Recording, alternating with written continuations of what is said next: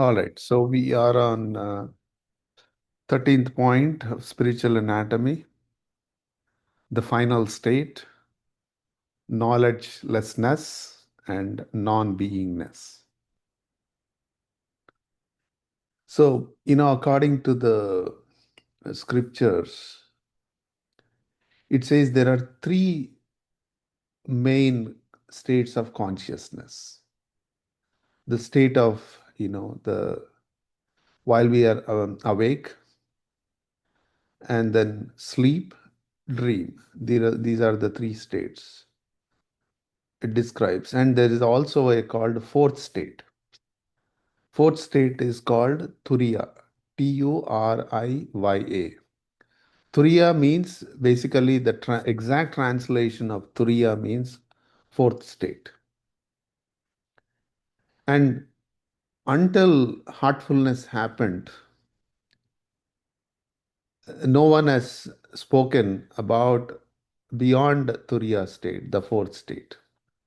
And this fourth state is also described as samadhi in meditation, the deep state in meditation.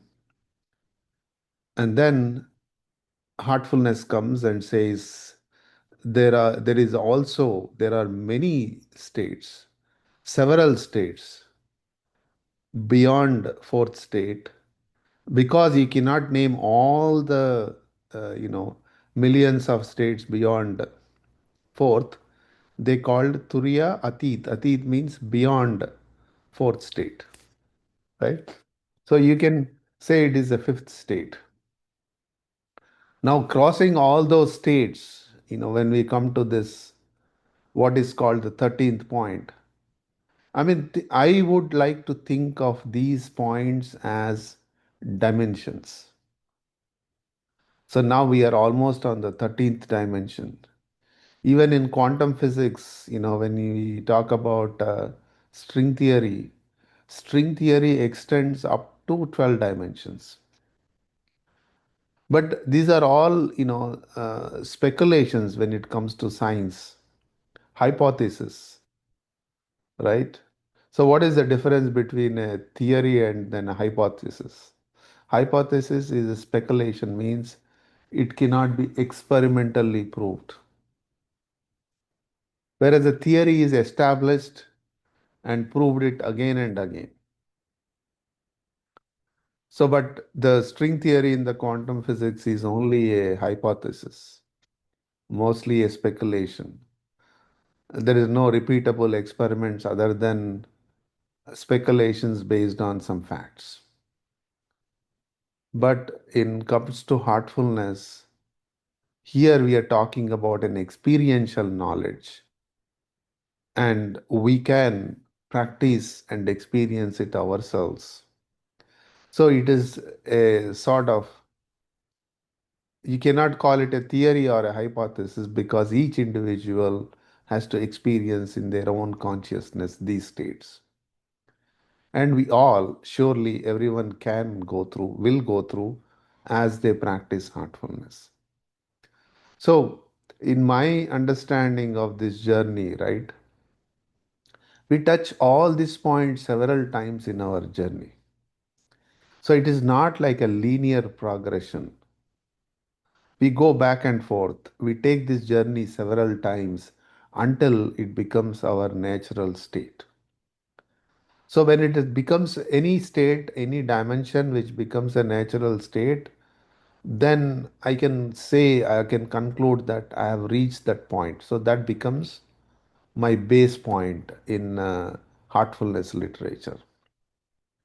And then there is also called an approach point. To an extent, I have gone so far in my journey is an approach point. So once Chariji was asked, we were at the airport and we were all leaving to California from North Carolina. And someone asked, what is the difference between a base point and an approach? So he gave a very simple example. He said, now we are here at the airport. Now I have a ticket to go to California. That means I have an approach to reach California. But I am right now situated in, we were in Charlotte Airport, North Carolina. So I am in Charlotte. We are going to San Francisco. So I have an approach till San Francisco, but now I am at Charlotte. So think of base point like that. Means I have the ability to go at my will to that point, but my natural state is settled at certain dimension. So that's how the approach and base is defined. Okay. So with that understanding, once I was describing to someone how it is like entering a central region. So this was, I can say, I sort of my experience that, it's like when the planets get sucked into the black hole. If you see the depiction of it, demonstration of it, or, the models which show how the planet enters the black hole, it goes in a circle and it goes in a circle and gets dropped. It's like that, you see in the malls where you put the coin, it go in the circle, and then finally get dropped at the center. That's how exactly one enters the central region. And this was a sort of my understanding. It was never mentioned in any book of our heartfulness. And once I heard Daji himself talking about it in New Jersey, he gave the exact description. It's like we go round and round and round, cross all the 64 points. When we get a chance, I'll explain what those 64 points are, and then you get dropped into the central region. So, the central region is a state of nothingness, you can call it. That's why it's called knowledgeness. Knowledgelessness because non beingness, because uh, here almost the identity becomes an absolute. When identity becomes an absolute, that which is omniscient, that which is omnipotent, that which has no form, no attributes, how can we describe it in any which way, right? So that is a state of nothingness. In nothingness, there is no knowledge required. In nothingness, all our attributes, emotions, devotion, everything gets nullified. It's almost a zero state of beingness. So that is, you can call it as in union with an absolute. So can we say the journey ends there? We can never say journey ends. And you can basically at every level the journey begins. It's like this, in the school when we go to the kindergarten, and then we go to the elementary school, and then we go to the middle school, and then we go to high school, then we go to college, then master's, PhD, and then work. So at every step, it is a beginning, correct? When I go to middle school, I began my middle school. When I go to my high school, I began my high school. So when we reach the central region, we began our journey towards that beyond, but it is still a beginning. And that's how we must look at it. So even though that beginning is the biggest achievement, still it's a beginning. Okay. So that's why there is nothing called an end state. It's always a beginning somewhere. So, with that understanding, let's get into this reading. To put this in a more familiar context, let's say you live with your friend for a few weeks. During your stay, you are touched by your friend's kind behavior, warm hospitality, and the joy, happiness of his family shares. This inspires you to become like your friend and cultivate the lifestyle and create such inner wealth. Like that, when we experience the source within and without and feel the beautiful conditions blossom, We are inspired to change the temporary experience to a permanent one, becoming like the source. So, this is, we need to understand this. Okay. So, here, recently there was a question asked how to have constant remembrance. So, I gave this example. When we are hit with the life problems, we are constantly thinking about it. Why are we thinking about it? We are not even forcing, oh, I need to have a constant remembrance of this problem. It is almost becoming natural, correct? We have all experienced it, and it's not something foreign I am speaking, right?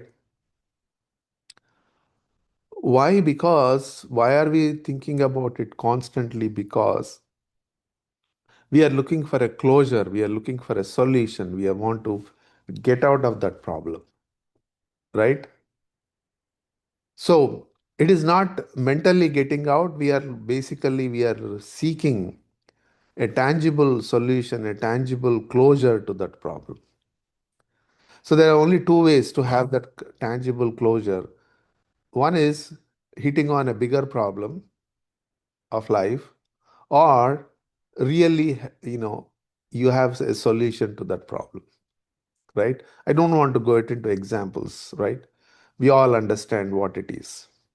So we are always seeking closure. Whenever we are seeking a closure, it becomes a constant remembrance. Same thing when we experience a condition in our meditation. Everyone, even the first time meditators, will have some experience. If we pay attention to that experience, or if we pay attention to that condition, how much ever temporary it may be, how much ever ephemeral it may be, when if you kind of dive little deep into that condition, just like our life problems, you will see a bigger problem of life. How can I reach the end of this condition? How can I culminate? Everything we are looking for a culmination. If I desire for an ice cream, I want to eat that ice cream and culminate until the next desire arises, correct? Same thing. Here, when we experience that condition and somehow there is a mental transformation within us that I want to see this end of this condition, that basically triggers your constant remembrance.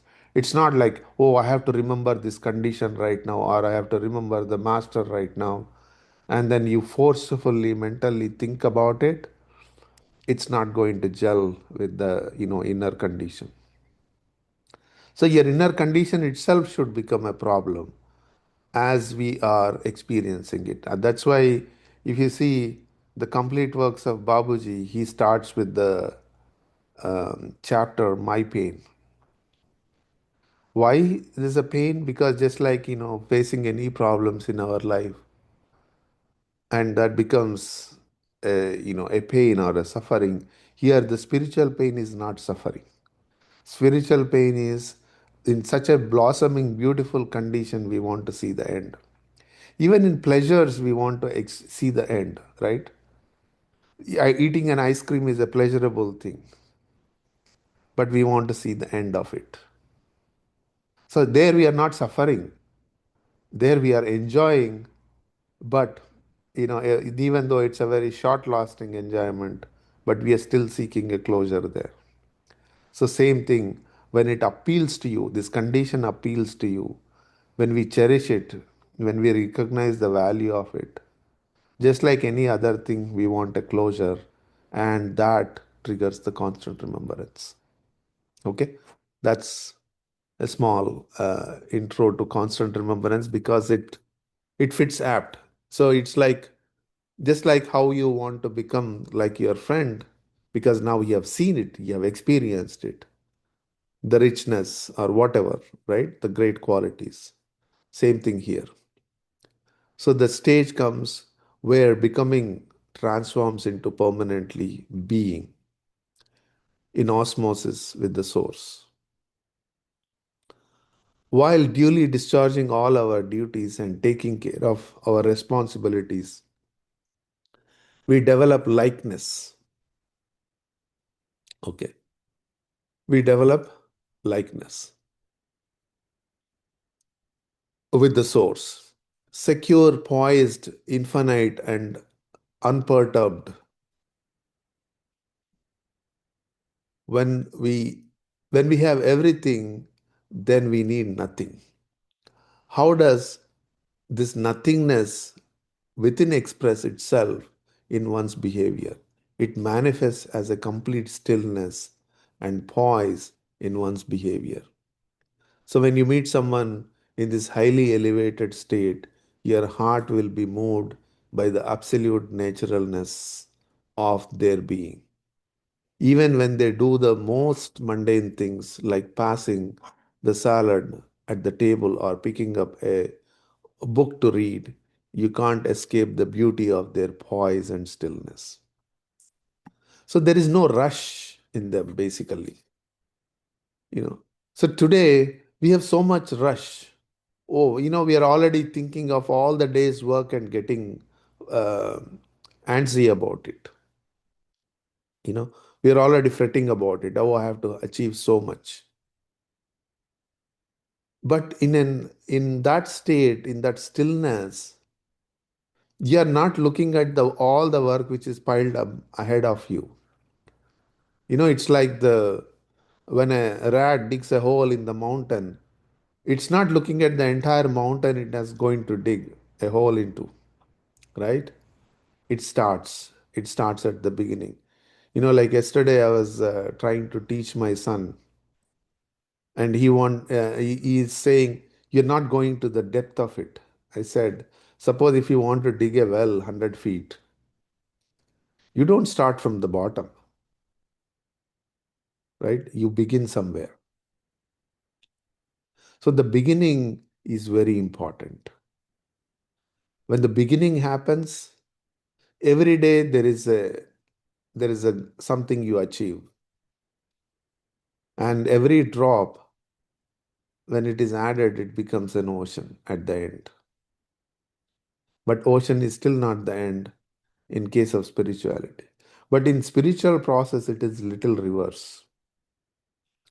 The condition which is given to us through the transmission is already an end state. But because of our perceptions, because of our mental complexities, we are not seeing that as an end condition. So it unfolds, it refines. What is refining is our perception of it. But that condition which is given to us, the transmission, is not changing its form.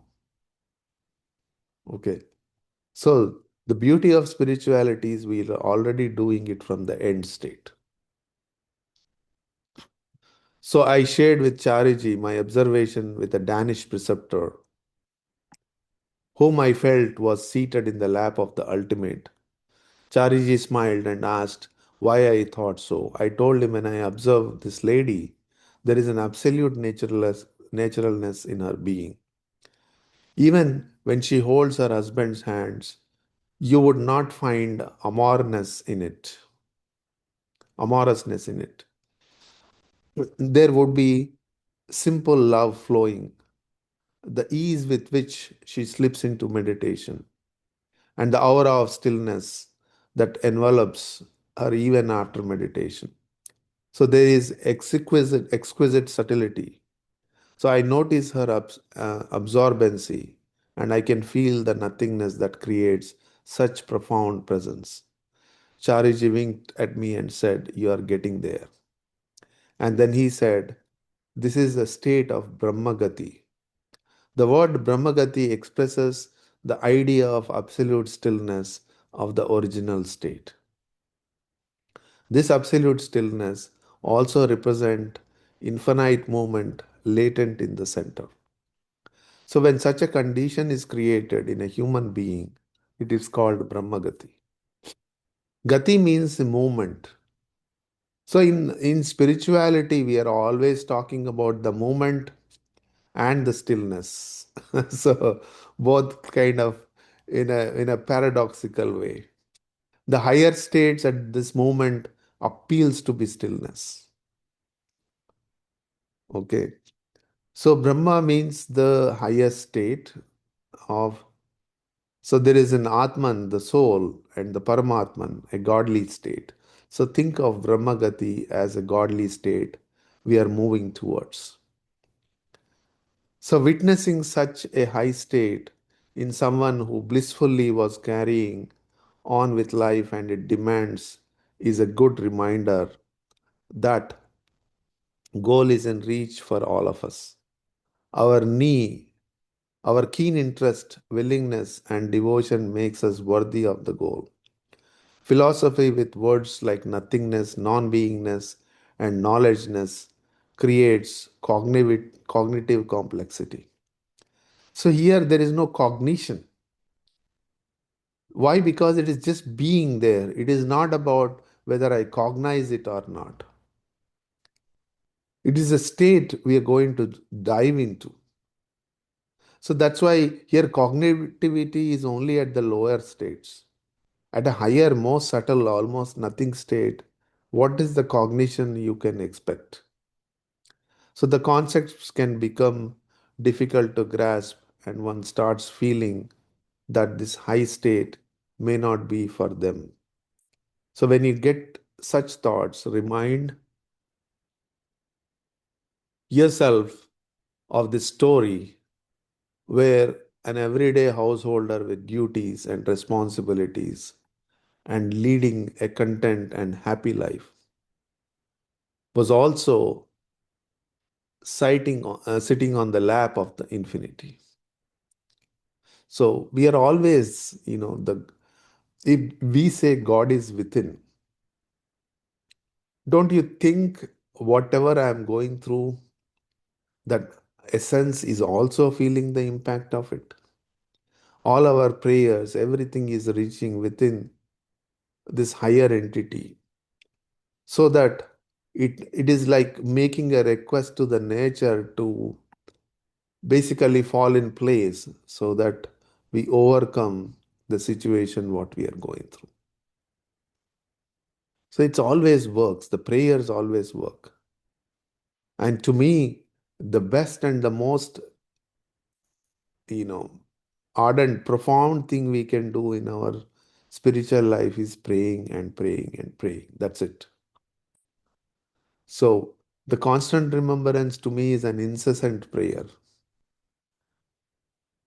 Incessant, I mean, unbreakable connection we are building. So that's the spiritual practice. And the more this connection happens, in quantum theory, it's entanglement. All the properties of that will be reflected here. So it's a reflection of the higher essence within, and it is reflecting in every aspect of my being. That is Brahmagati. And that state we are reaching through prayer and practice of this meditation. And like I said, this is not the end, and we keep going. So there is one aspect of Brahmagati. It's the last paragraph here, and then we are done. I would like to explain further. Whoever is in this state, whatever they offer in an affirmation, it shall come to pass. This is called a special will. A special will can even affect working of nature. The infallibility of will is in fact the real interpretation of the characteristic feature of the Brahmagati. Special will admits no doubt or misgiving. The negative ideas are out of the realm of your imagination. Only that which is affirmed, which is to be, remains in sight. Confidence grows so strong that nothing contrary can ever stand in the way. So one does not try to dispel doubts. There is no doubt at all. See, this is the aspect I've been saying all along. You don't get rid of the darkness. You get the light, darkness is gone. All along, we are taught to get rid of all our negative qualities. Get rid of this. You have to become desireless. You should not lie. See, all our suggestions, suppositions, affirmations are in a negative way. It is always thou shalt not. But I don't think the real teaching which is coming from it is an interpretation of the people in between which created that thou shalt not. But it is always a real spiritual teaching, and where I mean spiritual, I mean religions and all spiritual systems combined. I don't think there was a negative suggestion ever. There is always look at me, like even Jesus says, I am the light. When he's saying I am the light, he's saying only bring that light and the darkness will go away. All negative qualities will drop. So here it is not about I'm doubting and I'm trying to remove the doubt. It's not like that. First of all, the doubt doesn't arise because there is already a clarity. So that's what we are seeking to bring that higher essence, bring that light into our every aspect of life so that we always are acting with absolute clarity, right? Once a father and son were skiing down the wintry slopes of steep mountain, looking down at a patch where fresh powder had fallen the previous night. The father said, Son, watch out for the rocks and those trees with bent branches.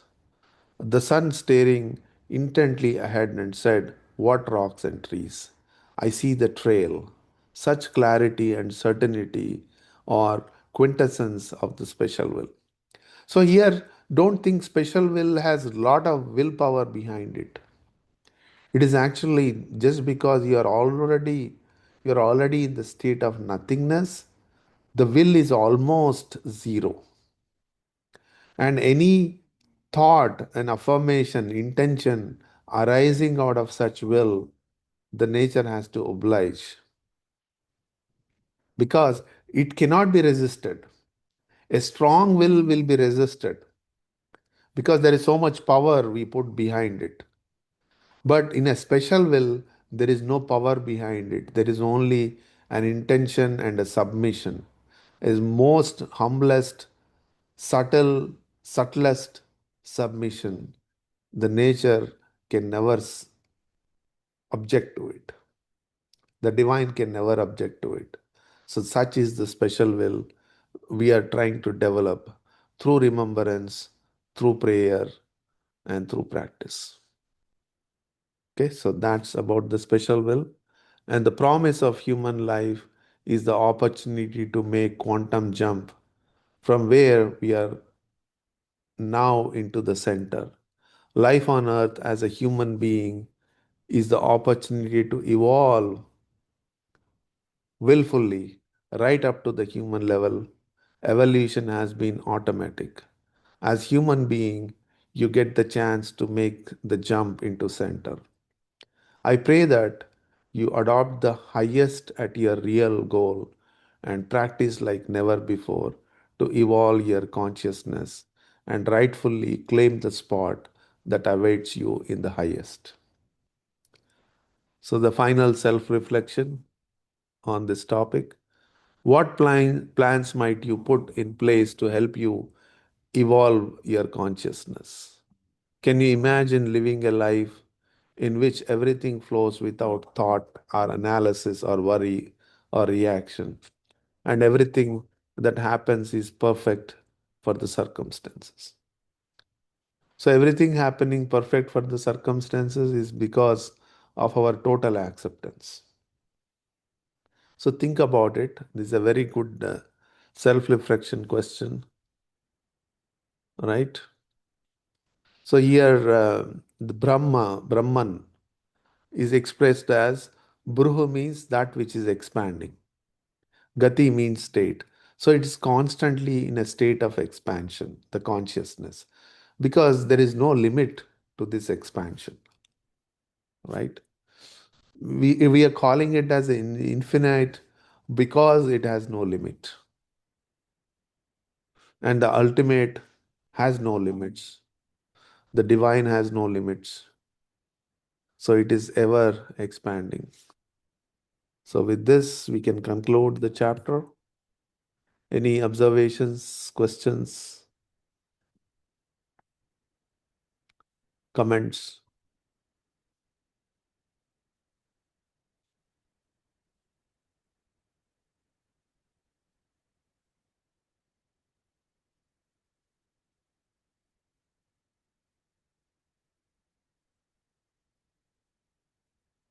All right, so that's good. And let me stop the recording.